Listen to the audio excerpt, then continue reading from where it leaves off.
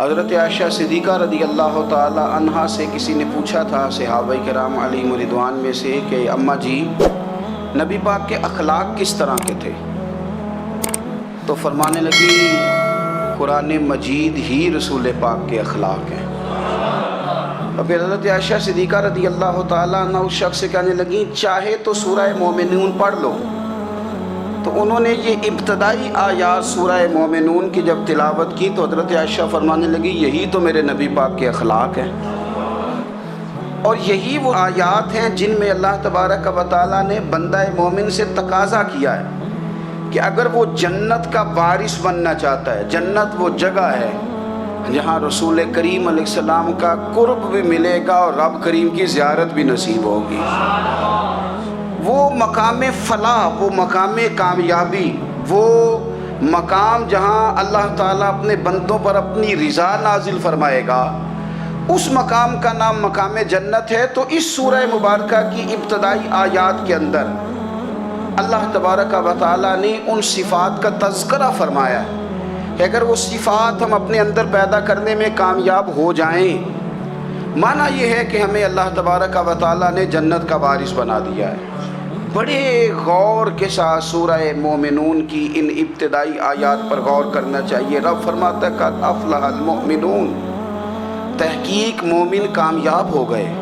کون سے مومن؟ الذین ہم فی صلاتہم خاشعون، وہ جو اپنی نمازوں میں گڑ گڑانے والے ہیں، خشوع کے ساتھ، عاجزی کے ساتھ، انکساری کے ساتھ، ذوق کے ساتھ نماز پڑھنے والے ہیں۔ والذین ہم عن اللغو معرضون، اور وہ جو بیہودہ باتوں سے منہ پھیرنے والے ہیں، لغویات سے اپنا رخ پھیرنے والے، سنجیدہ لوگ۔ پھر ارشاد فرمایا والذین ہم للزکاۃ فاعلون، جو زکوٰۃ دینے کا کام کرنے والے ہیں۔ پھر فرمایا والذین ہم لفروجہم حافظون، اور وہ لوگ جو اپنی شرمگاہ کی حفاظت کرنے والے، اپنی شرمگاہ کی حفاظت کرنے والے، الا علی ازواجہم، مگر یہ کہ اپنی بیویوں پر، او ما ملکت ایمانہم، یا اپنی شرعی باندیوں پر۔ اس زمانے میں جو لونڈی خریدی جاتی تھی اس سے بھی وطی کرنا جائز تھا، اگرچہ اب لونڈیاں موجود نہیں ہیں تو یہ فعل بھی موجود نہیں، سوائے اپنی بیویوں پر یا شرعی باندیوں پر۔ فَإِنَّهُمْ غَيْرُ مَلُومِينَ، فرمایا جو یہ کام کرے اس پر کوئی ملامت نہیں ہے، اپنی بیوی کے پاس شرعی طریقے سے جائے یا باندی کے پاس جائے۔ فَمَنِ ابْتَغَىٰ وَرَاءَ ذَلِكَ، اور جو آدمی اس کے بعد اس حد سے بڑھے، اس کے سوا کچھ اور کرے جو بندہ، فرمایا فَأُولَٰئِكَ هُمُ الْعَادُونَ، یہ لوگ حد سے بڑھنے والے ہیں۔ جو لونڈیوں اور باندیوں کے علاوہ، اپنی بیویوں کے علاوہ کسی اور جگہ گندگی کریں، یہ حد سے بڑھنے والے، حدوں کو کراس کرنے والے لوگ ہیں۔ پھر ارشاد فرمایا وَالَّذِينَ هُمْ لِأَمَانَاتِهِمْ وَعَهْدِهِمْ رَاعُونَ، اور وہ جو اپنی امانتوں اور اپنے وعدوں کی رعایت کرتے ہیں، امانتیں ادا کرتے ہیں، وعدے پورے کرتے ہیں۔ اور وہ لوگ جو اپنی نمازوں کی حفاظت کرنے والے ہیں، جن میں یہ خوبیاں آ گئیں، میرا رب فرماتا ہے نماز میں خشوع وضو حاصل ہو گیا، فضولیات سے بچ گئے، زکوٰۃ ادا کرنے والے بن گئے، شرمگاہ کی حفاظت کرنے والے بن گئے، امانتیں عہد پورے کرنے والے بن گئے، اپنی نمازوں کے محافظ ہو گئے۔ اللہ اکبر، قربان جائیں۔ مالک فرماتے ہیں اولئک ھم الوارثون، یہی لوگ تو وارث ہیں۔ یا اللہ کس چیز کے؟ فرمایا الذین یرثون الفردوس، یہ لوگ جنت کے وارث ہیں، یہ جنت کے وارث ہیں یہ لوگ۔ ہم فیہا خالدون، اور فردوس سے، جنت سے نکالے نہیں جائیں گے، ہمیشہ ہی جنت میں رہیں گے۔ یہ آیات اللہ کا مطالبہ بھی ہے، یہ آیات صحابہ، اہل بیت، اولیاء اللہ، ان تمام کی سیرت کا عکس بھی ہے۔ اور سب سے بڑھ کر سیدہ عائشہ صدیقہ فرماتی ہیں یہی تو آیات ہیں جنہیں اچھی طرح سمجھ لو گے تو تمہیں مدینے والے کے اخلاق بھی سمجھ میں آ جائے گا، حضور کے اخلاق بھی تمہیں سمجھ میں آئے۔ بڑے غور کے ساتھ سورہ مومنون کی ان ابتدائی آیات پر غور کرنا چاہیے۔ رب فرماتا ہے قد افلح المؤمنون، تحقیق مومن کامیاب ہو گئے۔ کون سے مومن؟ الذین هم فی صلاتہم خاشعون، وہ جو اپنی نمازوں میں گڑ گڑانے والے ہیں، خشوع کے ساتھ، عاجزی کے ساتھ، انکساری کے ساتھ، ذوق کے ساتھ نماز پڑھنے والے ہیں۔ دیکھیں قرآن نے یہ نہیں کہا شروع میں کہ وہ لوگ اپنی نماز پابندی سے پڑھتے ہیں، بلکہ فرمایا وہ نمازوں میں عاجزی کرتے ہیں، وہ نماز میں خشوع کرتے ہیں، خضوع کرتے ہیں۔ نماز ہم بھی پڑھتے ہیں، ڈھیر سارے لوگ ہیں جن کا یہ مطالبہ ہے کہ میرا نماز میں دل ہی نہیں لگتا۔ پہلی بات تو یہ ہے کہ دل نہ بھی لگے تو نماز پھر بھی پڑھنی ہے، اور دوسری بات یہ کہ دل لگانے کو بھی تو کچھ انسان کے پاس چیزیں ہونی چاہیے نا، کوئی ضروریات ہوتی ہیں۔ سب سے پہلی بات یہ کہ مسئلہ نماز کا نہیں، مسئلہ اہمیت کا ہے۔ آپ نے اللہ تبارک و تعالیٰ کی ذات کی، رب کریم کے جلالت کی جتنی زیادہ اہمیت اپنے دل میں محسوس کر لی، اتنا ہی نماز کی طرف توجہ آپ کی بڑھ جائے گی۔ آپ سادی سی مثال ہے، غور کر لیں، جتنا آپ اپنے استاد کو پروٹوکول دیتے ہیں، جتنی عزت کرتے ہیں، اتنا ہی وقت پہ آپ ان کے پاس پہنچ بھی جاتے ہیں۔ اگر آپ کے دل میں اہمیت نہیں ہے تو آپ ٹال دیں گے، اور جس استاد کی اہمیت ہے اس کے فون کی گھنٹی بجتے ہی فون بھی اٹھایا جائے گا، اور بات پوری مکمل بھی نہیں ہوگی تو کہا جائے گا جیسے آپ کہیں گے، اور جو وقت وہ دیں گے ان سے 10 منٹ پہلے پہنچنے کی کوشش بھی کی جائے گی۔ بس سمجھ لیں دل لگنے نہ لگنے کا مسئلہ نہیں، اہمیت کا مسئلہ ہے۔ آپ جتنی اپنے مالک کی بارگاہ کی اہمیت سمجھ لیں گے، اتنا ہی وقت پہ مسجد آئیں گے، اتنا ہی شوق سے نماز پڑھیں گے۔ دوسری بات، نماز کے ترجمے پہ غور کریں۔ آپ یقین کریں اگر نماز کا ترجمہ ہمیں آ جائے نا تو ہمیں تو یوں لگے کہ ہم تو اپنے مالک کی بارگاہ میں عرض و معروض کرنے حاضر ہوئے ہیں۔ یہ سورہ فاتحہ ہی دیکھ لیں آپ، حضور فرماتے ہیں، رب فرماتا ہے سورۃ فاتحہ آدھی میری ہے آدھی میرے بندے کی ہے۔ جب اس نے کہا الحمدللہ رب العالمین الرحمن الرحیم مالک یوم الدین ایاک نعبد و ایاک نستعین، جب یہاں تک وہ لفظ کہتا ہے تو یہ حصہ میرا تھا۔ اس نے اپنے رب کی تعریف کی، اور جب کہا نا اس نے اہدنا الصراط المستقیم، اب بندے نے التجائیں شروع کر دی۔ اس نے کہا کہ مالک بھی تو ہے، رحمان بھی تو ہے، رحیم بھی تو ہے، عبادت بھی تیری کرتے ہیں تو مدد بھی تو تجھی سے مانگنی ہے۔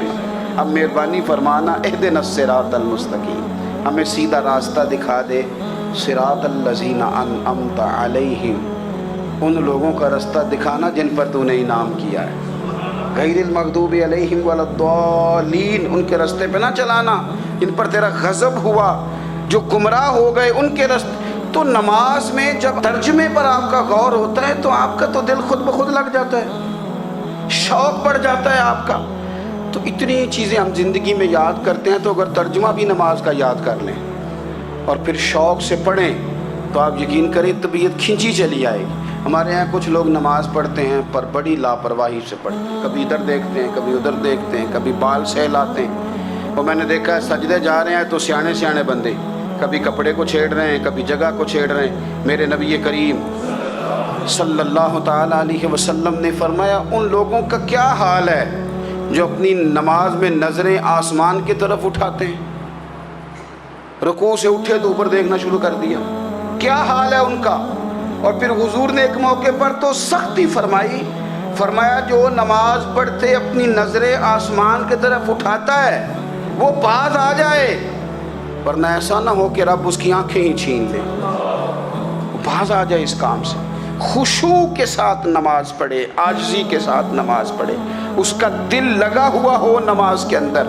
میرے نبی پاک صلی اللہ تعالیٰ علیہ وآلہ وسلم کے غلام حضرت انس بن مالک رضی اللہ تعالیٰ عنہ فرماتے ہیں کہ رسول پاک صلی اللہ علیہ وسلم نے مجھ سے فرمایا تھا کہ بیٹے نماز میں ادھر ادھر دیکھنے سے بچو، کیونکہ فرمایا نماز میں ادھر ادھر توجہ کرنا یہ بندے کو ہلاک کر دیتا ہے، ہلاکت ہے اس میں اگر تم نے ادھر ادھر توجہ کی۔ نماز تم مالک کی بارگاہ میں کھڑے ہو اور تم دیکھ ادھر ادھر رہے ہو، تو ایک تو نماز عاجزی کے ساتھ۔ پھر فرمایا والذین ہم عن اللغو معرضون، وہ لوگ جو فضول باتوں سے، لغویات سے اپنا منہ پھیر لیتے ہیں، فضولیات سے۔ ہمارے ہاں نا بہت سارے لوگ ایسے ہیں جو بلا وجہ ان چیزوں میں دلچسپی لیتے ہیں جو ان کے مطلب کی نہیں ہے، ان کے مطلب کی مطلب آپ کسی سے ملیں کہتے کیا حال ہے، ٹھیک ہے جی، بچوں کا کیا حال ہے، ٹھیک ہے، بچے کتنے ہیں؟ تو بھئی آپ کو جب پتہ ہی نہیں تھا کتنے ہیں تو حال کیوں پوچھا آپ نے؟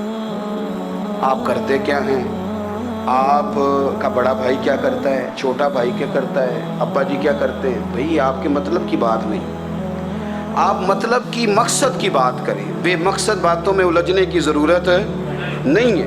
دیکھیں، اپنا ادارہ میں چلاتا ہوں، اپنا گھر آپ چلاتے ہیں، اپنی ڈیوٹی آپ کرتے ہیں، آپ کو زیادہ بہتر پتہ ہے کہ آپ اپنا گھر کیسے چلا رہے ہیں، مجھے زیادہ بہتر پتہ ہے کہ میں مدرسہ مسجد، مجھے زیادہ بہتر پتہ ہے اس کے اندر کون سی اصطلاح کس طرح کرنی ہے، یہ مجھ سے زیادہ بہتر کوئی بندہ جانتا نہیں۔ اب ہم کیا کرتے ہیں، جب ہم دوسرے کے کام میں مداخلت کرتے ہیں تو دو نقصان ہوتے ہیں، ایک تو اس کے ساتھ ہمارا رائے کا اختلاف ہو جاتا ہے، اور دوسرا ہمارے اپنے بہت سارے کام رہ جاتے ہیں، کیونکہ ہماری توجہ ہی دوسرے کی جانب تھی، اپنے بڑے سارے کام رہ جاتے ہیں۔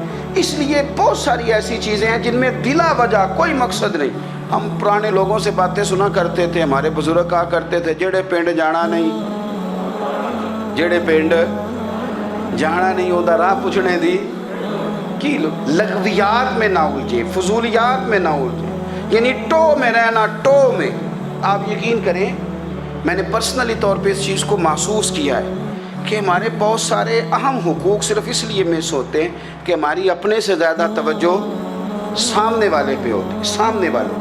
میں نے دیکھا بڑے بڑے عجیب سوال اور بڑے بڑے انوکھے سوال، مطلب یہ کہ اتنی لمبی چوڑی، اور لوگوں کو بڑا پتہ ہوتا ہے یہ فلاں آدمی جو ہے اس کے بچے کتنے ہیں، وہ بیاہ کہاں پہ ہیں، کس کس علاقے میں ان کی شادیاں ہوئی ہیں۔ اتنی تفصیلات کی ہمیں ضرورت نہیں ہے، ہم سے تو ہمارے بارے میں پوچھا جائے گا، تو ہمیں اپنا معاملہ بڑا صاف ستھرا۔ دیکھیں کیا سونی بات کی مدینے والے رسول، قربان جائیں حضور کے جملوں پر۔ ایک شخص نے پوچھا حضور سونا اسلام کون سا ہے، خوبصورت مسلمان کون ہے؟ تو نبی پاک صلی اللہ علیہ وسلم نے فرمایا وہ خوبصورت مسلمان ہے جو بات اس کے مقصد کی نہیں، بے معنی ہے، وہ بات وہ چھوڑ دے۔ بے مقصد باتوں سے الجھنا جو بندہ چھوڑ دے وہ مسلمان بڑا سونا مسلمان ہے۔ ہم کمزور اس لیے ہوتے ہیں کہ ہماری توجہ زیادہ دوسروں کی باتوں پر پڑتی ہے۔ پھر فرمایا والذین ھم للزکاۃ فاعلون، وہ لوگ جو زکوٰۃ دینے کا کام کرتے ہیں، صدقات کرتے ہیں، خیرات کرتے ہیں، وہ کامیاب ہو جاتے ہیں۔ پھر فرمایا والذین ھم لفروجہم حافظون، وہ جو اپنی شرمگاہ کی حفاظت کرتے ہیں۔ نوجوان میری بات پر توجہ کریں، فرمایا وہ لوگ جو اپنی شرمگاہ کی، والذین ھم لفروجہم حافظون، وہ لوگ جو اپنی شرمگاہ کی حفاظت کرتے ہیں۔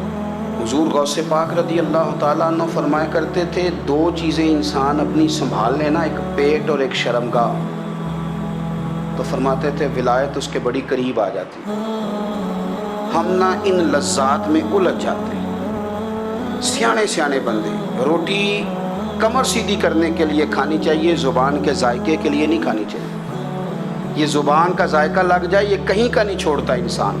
اپنی شرمگاہ کی جو لوگ حفاظت کر لیتے ہیں، کوئی بڑے سے بڑا گناہ کرنے سے بھی بندہ کافر نہیں ہوتا، بندہ کفر کرنے سے کافر ہوتا ہے۔ گناہ بڑے سے بڑا کرنے والا بھی گناہ گار ہے، کافر نہیں۔ لیکن بعض گناہ ایسے ہیں جو جس وقت بندہ کر رہا ہوتا ہے اس وقت وہ مومن نہیں ہوتا۔ میرے نبی کریم صلی اللہ تعالیٰ علیہ وسلم نے فرمایا جب کوئی شرابی شراب پیتا ہے اس وقت مومن نہیں ہوتا، جب کوئی چور چوری کرتا ہے تو اس وقت مومن نہیں ہوتا، اور جب کوئی زانی زنا کرتا ہے تو تب وہ مومن نہیں ہوتا۔ اتنی دیر کے لیے اس کے دل سے ایمان نکال لیا جاتا ہے۔ یہ جو ہمارے لڑکے بن سنور کے نکلتے ہیں، یہ جو میک اپ کا خرچہ لڑکیوں کے برابر لڑکوں کا ہوتا جا رہا ہے، یہ جو لڑکے بھی رات کو چہرے پر کریم لگا کر کے سوتے ہیں، یہ بتا سکتے ہیں کہ مقاصد کیا ہے؟ بتا سکتے ہیں؟ یعنی بچے بھی بغیر شیمپو کے بال نہیں دھوتے، مثلا کیا کرنا ہے آپ نے اس کا؟ بڑی بڑی قیمتی چیزیں جو ہیں وہ آپ نے رکھی ہوئی ہیں، مقصد کیا ہے؟ یہ جو ہمارے بچے بن سنور کے نکل رہے ہیں تو کیا دعوت دے رہے ہیں سوسائٹی کو؟ شارٹ نکرے پہن کے جو نکلے ہوئے ہیں उरियां लिबास पहन के निकले हुए। इकबाल ने कहा था दियार मशरिक हवस में गलता, शबाब उरियां शराब इसियां, जिसे भी देखो गरी के इसियां, हम ऐसी तहजीब क्या करेंगे। शबाब उरियां, तुमने अपनी जवानी नंगी कर डाली है सारी माज़अल्लाह। किन मकासद के लिए मैं वो आदाद व शुमार बता नहीं सकता।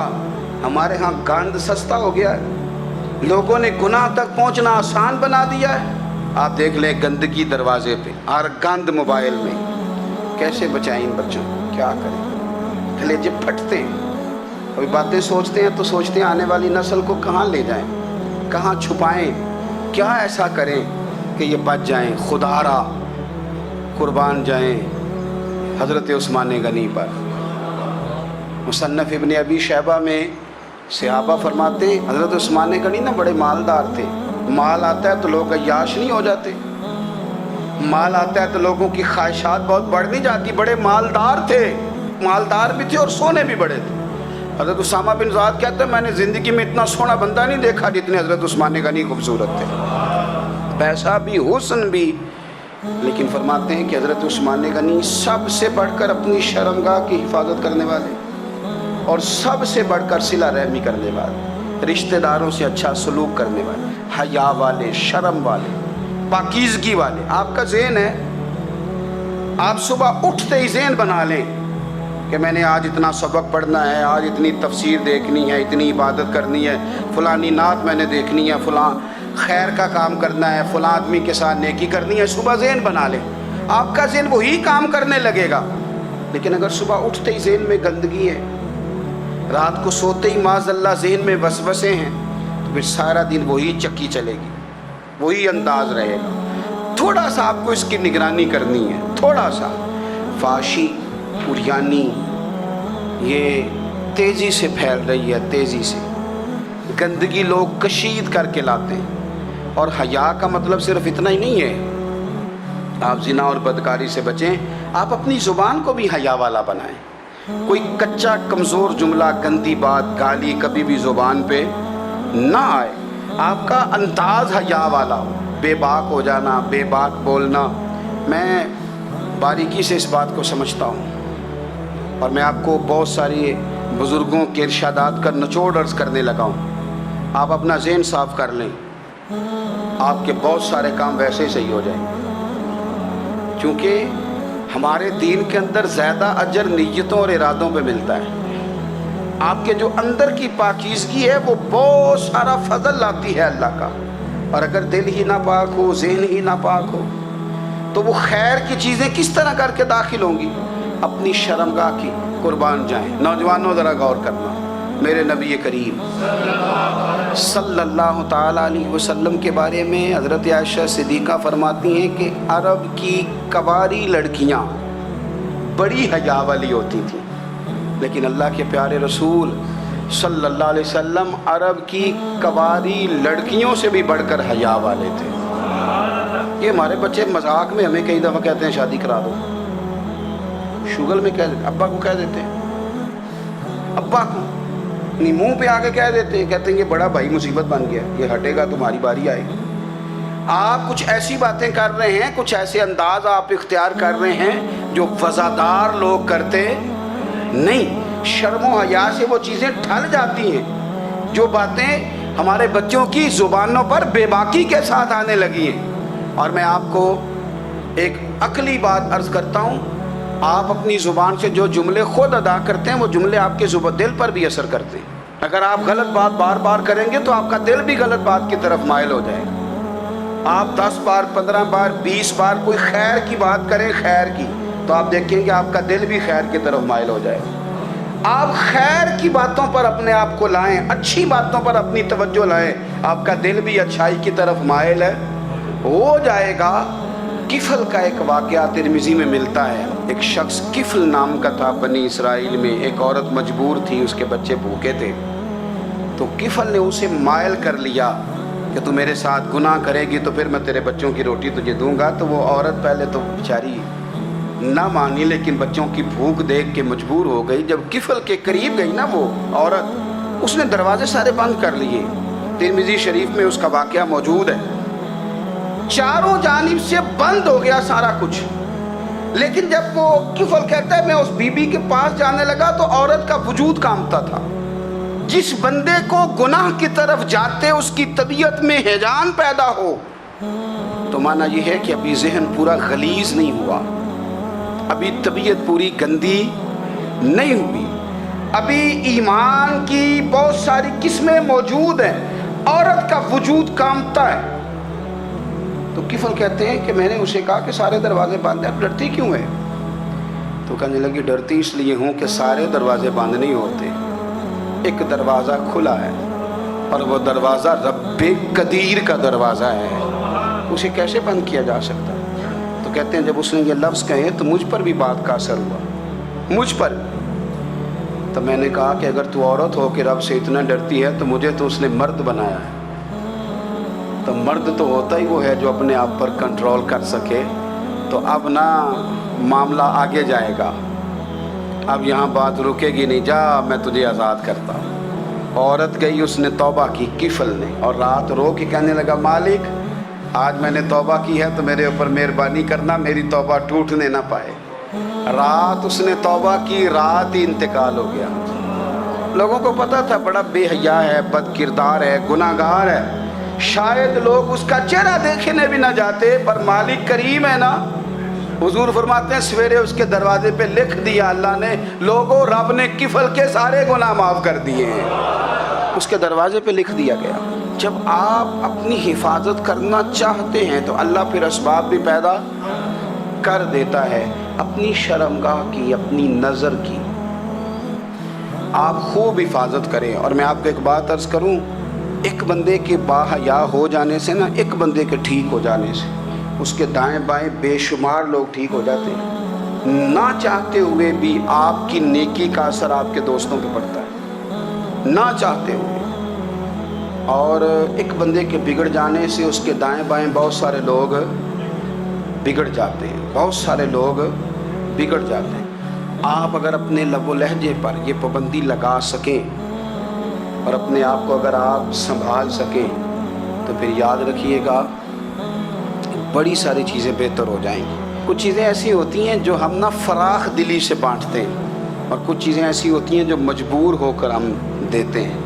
کئی دفعہ ایسا ہوتا ہے کہ سامنے والا کچھ زیادہ تکلیف میں ہوتا ہے اور ہمارے پاس بھی وسعت نہیں ہوتی, لیکن زیادہ اجر اسی بندے کو ملتا ہے جو تھوڑی تکلیف برداشت کرے اور سامنے والے کی تکلیف کو دور کرے. مدینہ منورہ میں نا قحط پڑ گیا تھا, غلہ نہیں ملتا تھا, تو قحط کے زمانے میں لوگ نا پھر چیزوں کو مہنگا کر کے بیچتے ہیں. ہمارے ہاں ایک طرف چینی کی لائنیں لگی ہوتی ہیں, دوسری دفعہ چھاپا پڑتا ہے, پورے کے پورے گودام بھرے ہوئے نکل آتے ہیں. لوگ مصنوعی قلت پیدا کر دیتے ہیں. حضرت عمر فاروق رضی اللہ تعالیٰ عنہ کے زمانہ نور میں قحط پڑ گیا تھا, گندم کا دانہ اس طرح ہو گیا تھا جس طرح سونا ہے. سیدنا عثمان غنی رضی اللہ تعالیٰ عنہ کے نا بہت سارے اونٹ غلے کے بھرے ہوئے مصر سے آئے, اور لگتا یوں ہے کہ وہ شخص آپ ہی کو غلہ دیتا تھا, کسی اور کو دیتا بھی نہیں تھا, جو اونٹ بھر کے اس نے لیے.